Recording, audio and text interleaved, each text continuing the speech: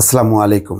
Israeli জিম্মিদের আর কতজন জীবিত আছে জানে না হামাসের কেউ।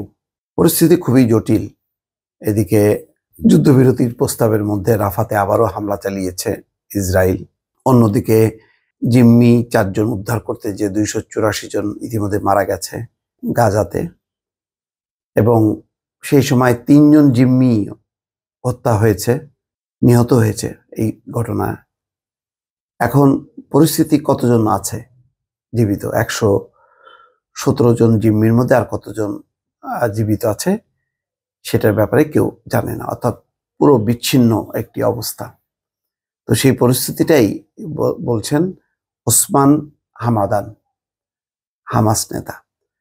ফিলিস্তিনি স্বাধীনতাকামী গোষ্ঠী হামাসের কোনো নেতাই জানেন না তাদের কাছে কতজন ইসরায়েলি জিম্মি আছে জীবিত অবস্থায়।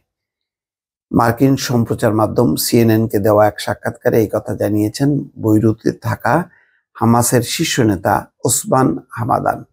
তিনি বলেছেন 117 জিম্মির মধ্যে আর কতজন জিম্মি হামাসের কাছে আছে তা কেউই জানে না। ওসমান হামাদান বলেন, এই বিষয়ে আমার কোনো ধারণা নেই। আমি কেন, কারোরই কোনো ধারণা নেই এই বিষয়ে। এ সময় তিনি সামগ্রিক পরিস্থিতির জন্য ইসরায়েলকেই দায়ী করেন। সম্প্রতি ইসরায়েলি চিকিৎসকরা বলেছেন হামাসের হাত থেকে উদ্ধার করা জিম্মিদের একজনের শরীরে কোনো মাংসই নেই এবং বাকিদের মানসিক অবস্থাও খুব একটা সুবিধার না। হামাদান এর জন্য ইসরায়েলকে দায়ী করেন। হামাসের অন্যতম শীর্ষ নেতা দাবি করেন, আমি বিশ্বাস করি যদি তাদের কোনো মানসিক সমস্যা হয়ে থাকে তবে তা গাজায় ইসরায়েল যা করেছে তার কারণে।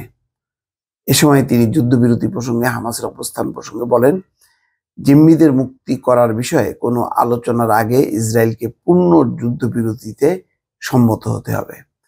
সিএনএনকে দেওয়া সাক্ষাৎকারে হামাদান বলেন, ইসরায়েলিরা কেবল 6 সপ্তাহের জন্য যুদ্ধবিরতি চায়, তারপর তারা আবার যুদ্ধে ফিরে যেতে চায়।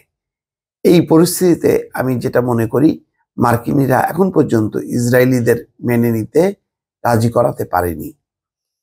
তিনি আরো বলেন, চুক্তির অংশ হিসেবে যুক্তরাষ্ট্রকে একটি স্থায়ী যুদ্ধবিরতি মেনে নিতে ইসরায়েলকে রাজি করাতে হবে। এদিকে যুক্তরাষ্ট্র ও হামাসের তরফ থেকে ইতিবাচক মনোভাব দেখানো হলেও ইসরায়েল এখনো প্রকাশ্য চুক্তিতে রাজি হওয়ার বিষয়ে কোনো প্রতিশ্রুতি দেয়নি। যদিও হোয়াইট হাউস বারবার জোর দিয়ে বলছে যে তাদের পরিকল্পনা ইসরায়েল সরকার গ্রহণ করেছে। ইসরায়েলি প্রধানমন্ত্রী বেনিয়ামিন নেতানিয়াহুর উপর বর্তমান পরিকল্পনার প্রতি সমর্থন ঘোষণার চাপ আছে। তিনি বারবার বলেছেন, হামাসকে নির্মূল না করা পর্যন্ত যুদ্ধ শেষ হবে না। এর আগে যুক্তরাষ্ট্রের পররাষ্ট্রমন্ত্রী অ্যান্থনি ব্লিংকেন মার্কিন সম্প্রচার মাধ্যম এনবিসিকে বলেন, নেতানিয়াহু যুক্তরাষ্ট্রের যুদ্ধবিরতির প্রস্তাবের প্রতি তার সমর্থন পুনর্নিশ্চিত করেছেন। তিনি আরো বলেন, হামাসকে এই মনোভাব দেখাতে হবে যে তারাও এর অবসান চায়। যদি এমনটা হয় আমরা যুদ্ধ শেষ করতে পারবো, যদি এমনটা না হয় তাহলে এর মানে হলো তারা অর্থাৎ হামাস যুদ্ধ চালিয়ে যেতে হয়। মানে মার্কিন যুক্তরাষ্ট্র এখন কখনো ইসরায়েলের পক্ষে, কখনো একটু হামাসের পক্ষে, এরকম একটা নড়বড়ে অবস্থানের মধ্যে আছে।